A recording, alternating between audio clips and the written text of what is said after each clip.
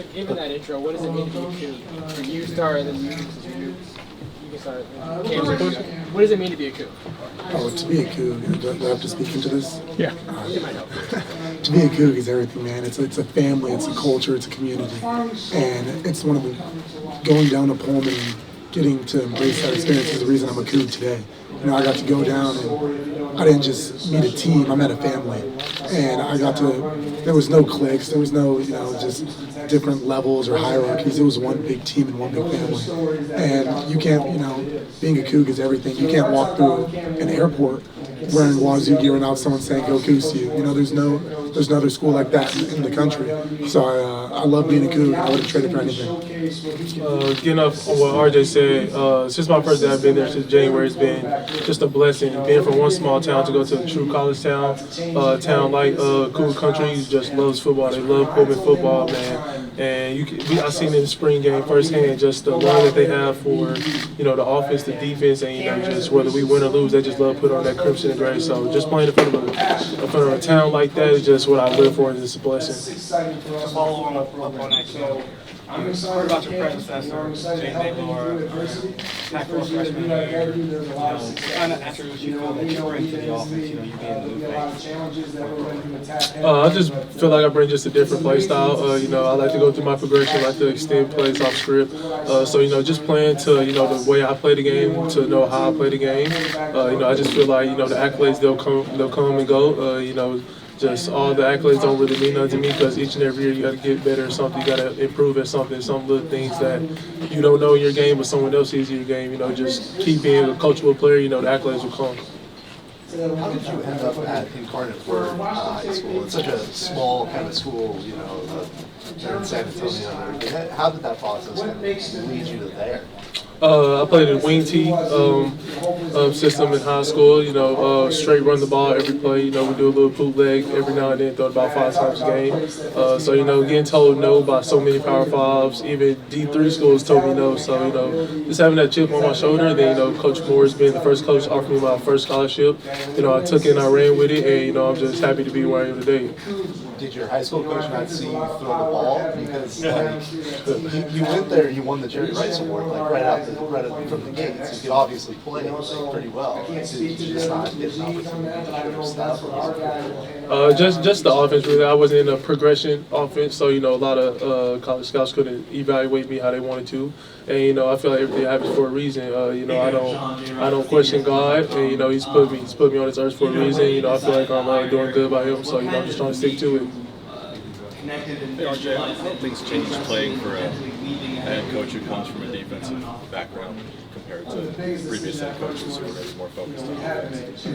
Yeah, I think it just adds a different aspect of the game, just more emphasis on, ball control, and clock management and things like that we as a defense really have to take into account when we're playing, situational awareness.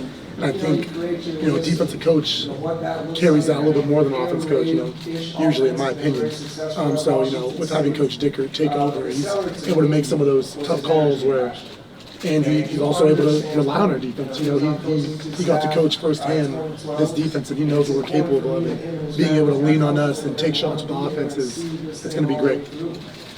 Obviously, this offense, this coordinator. How did you go about helping your new teammates get up to speed with what he wants and what the system requires? Just helping them on little things. Because at the end of the day, they got to learn the offense by themselves. I learned it by myself. So, any question they ask, I'll answer it. So, just being there to, tell them, just condense, splits or something, help them on formations. Because I learned the offense by myself. I had a couple guys who would help me. But I feel like in order to be a good player and know the offense, you have to learn it by yourself, but also have people in your corner to help you. So, those guys push me. I push those guys each and every day. I feel like when the season comes, receiving core, the O-line, to running backs, everybody's going to be ready to step foot on that field come September 3rd. Cameron, what was the process emotionally like for you? When you started out in high school, wing T quarterback, you set all those records in Incarnate. At one point, when you decided to transfer, what was that whole process like, and when did you know it was time for you to leave and come to the next level? I'll probably say after Coach Morris officially told me that he left. I was planning, staying another year. Who knows what happened, but I feel like things happen for a reason, and it was time for me to. I feel like it was the right time for me once Coach Morris left to take that next step. I feel like I did a lot of things for UIW. They've done a lot of things for me too. So just taking that step, I feel like it was the right time in my journey, and God brought me to this position. I'm just going as hard as I can. For those who might not even, obviously been able to watch UIW, what kind of offense are we going to see at Washington State, and how would you describe it, I guess, in like 3 names? We call it the cool grade. So it's really the same as the air raid principles. But we add a tight end there, go 11 personnel, 12 personnel, some heavy sets. They help us in the run game a lot, help us in play action pass. Take some shots up top. So we do a mixture of it all. We can run the ball when we need to on certain downs. We can throw it, of course, when we need to. So just taking what the defense gives us and playing on script is what we need to do. Is what we do with this offense. It's exciting to put up a lot of points. I love it. I love putting up points, putting up 30, 40, 50 points anytime we can. So anytime I touch the ball, anytime we touch the ball, the offense goes always put up some points. So if Coach Morris at State, you think he'll be at Garnet? Who knows? He would have been a big impact in that decision, though. But everything happened for a reason. I'm glad to be Cougar. Was there a point last year when you started to feel like, okay, Coach Dicker needs to be the guy permanently? Yeah, I think we all knew, once he got that interim job and once the time came for a new head coach to be hired, I think we all knew that he was the right fit for us. He knows this team, he knows the players, he's already accustomed to Pullman. I don't think there was anyone that fit better than Coach Dicker for this job. Once he got the job, all the guys rallied behind him, he rallied behind us. And, once he got the keys to the car, he's been pedal to the metal, and we just can't wait for his success and our success as a team. Did you guys have like a big meeting to announce that? Yeah, they brought us up before they hit the press, and we all met, and Pat was there, Pat Chana, AD, and he was there, and he announced it, and all the guys were there, so it was exciting to be able to be with Coach when he got presented that honor. And, a lot of the guys were there at his official announcement. When he got the jersey, he was in front of everyone. All the press was there. So it was really exciting for us to all be a part of his journey and his path to being a head coach here at Washington State. Walk through the door of Washington State, the first thing you hear about you look at but you don't fully black understand quarterbacks in the NFL who are kind of dominating and taking over. And you look at the records that you set. Do you lean on kind of the way that they play? Do you kind of lean towards the way that they've kind of paved their whole way in the NFL? No, not really. I play the way that I want to play the game. Every quarterback does something different. I watch a lot of the black quarterbacks in the league, from Pat to Collar to Deshaun. Those are some of my top quarterbacks in the league. So I just like taking little things from their game, what they do, whether that's off-script plays, making checks at the line, always putting their team in a good situation, whether that's get a first down or just win the game. So just taking little things for them, and at the end of the day, you got to be your own man and make plays how you make plays. And what's something that people don't realize how hard it is mastering an offense the way you did after coming from the wing team, knowing it's not like a pass-based offense? It takes a lot of time, man. I remember my first day at UIW trying to learn the offense. I was handing the ball off on play action. So it just takes a lot of time, takes a lot of repetition, learning a new offense. Because coming from just a single receiver offense to trying to go to a progression-based offense, an RPO offense, it's difficult, but it just takes time. You got to stick with the journey.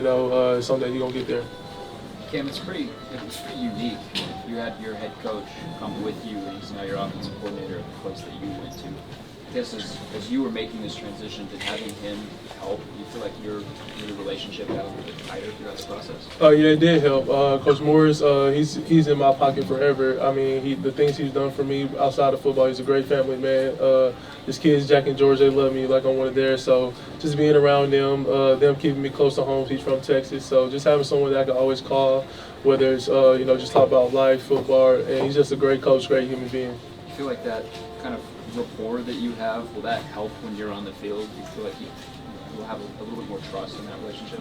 Yeah, I trust him a lot. He trusts me. He knows what I see on the field. He knows the plays that I want to run, and it just gives me the keys to the kingdom with the offense. Making checks at any time. And he's never going to question why I made this check. He's going to ask why I did it. I just give him an explanation. We just live to play next play.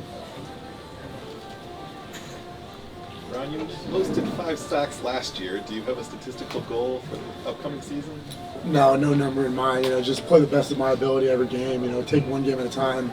I think you lose sight of you lose sight of your bigger picture when you look at it too wide. You have to stay focused and just kind of focus on one game at a time, because then you'll lose sight of everything that you're actually working for. When you think of too much, you can't focus on the one goal in mind. You ever get to sack the quarterback in practice? No, never. Cam, there's obviously ways to go, but have you thought about what it might? Have you even dreamed of the idea of adding the Heisman to the Rice on your mantle somewhere? It's a lot of kids' dream, to win the Heisman, but I'm just focused on getting better each and every day. I have a lot of stuff to improve in my game, especially in the field room and on the field work with my footwork and everything. So just taking that each and every day, if it comes, it comes, but, I know at the end of the day where I can be. I know I'm a good quarterback, and I know I need stuff to prove on. So I'm just taking it day by day, and, who knows what the future holds. Cam, where do you think your game has improved the most since you've gotten to Washington State? My accuracy, for sure. Just being, throwing more with the base of my footwork. Finally smoothing out my quick game footwork, my drop back footwork. So just being consistent with that, and just knowing different types of balls that I need to throw, whether that's going across the middle, a slant, or a deep ball. So just constantly learning my receivers. Just putting them in the best situation to where they can go make a play. Throughout this, this off season, how much they've progressed and whatnot. I say Zion Nunley. He's our backup X. He's just a big, strong kid. The plays he makes, especially in scramble drill when I'm scrambling or one of my other quarterbacks are scrambling, is amazing. He's a deep ball threat. He can go get an intermediate pass. So just having him, just a big body outside, he's going to always help the team win. On the defensive side. Yeah, on the defense, I'm going to go with Nusi Milani. He just transferred in, he got here in the spring, and he embraced everything about this program, and we couldn't be more grateful to have him. He's come in, he's shown leadership abilities, and he's exchanging what he knows, and we're telling him what we know, and we're ultimately just trying to get each other better. And he adds a nice aspect when it comes to the pass game on that D line, and he's real explosive. I'm excited to have him.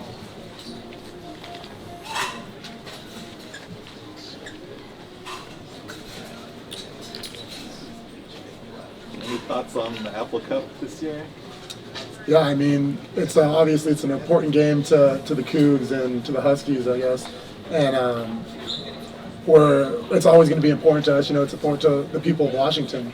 So we're going to make sure we do everything in our abilities to make sure we keep that trophy where it belongs, and it's not really safe for it. Cameron, there was another quarterback who played a smaller ball in Texas and then went up to the big leagues in college football and ended up contending for Heisman Trophy. He went by Cameron, and then he started going by Cam for short. Are you Cameron or Cam going into this season? I'm anything, man. I heard Cameron, Cam, my mom, she calls me, whatever comes out of my mom. My mom, she's tough on me, so, I just, whatever you call it, I'm going to answer to. But I was born with Cameron, but Cam goes. What's the craziest thing your mom called you? Some stuff I can't say.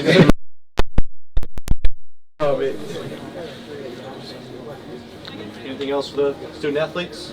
Okay, I got one more that's not football related. Well, it kind of is. Did you guys play the NCAA football, college football video game? Of course. Yeah. Do you still play it now? Well, I played it probably about 3 months ago in our facility. We got like an old Xbox 360. I played it. So guys on the team will play it still? Yeah. Oh, of course. Are you excited about the new one that's coming? Mm-hmm. I gotta pre-order that. Okay. Gotta pre-order it. Do you want to be in the game? It doesn't matter if you get paid for it or not. Really, it's not really about the money. Just being in that game is just, to me, that's gonna be a blessing no matter what. Absolutely. Make sure my overall right too. Yeah. What's something you want to see in the game? A feature, a mode, something. Just don't make it like Madden. just keep it how NCAA was. Don't make it like Madden. That's it. I agree.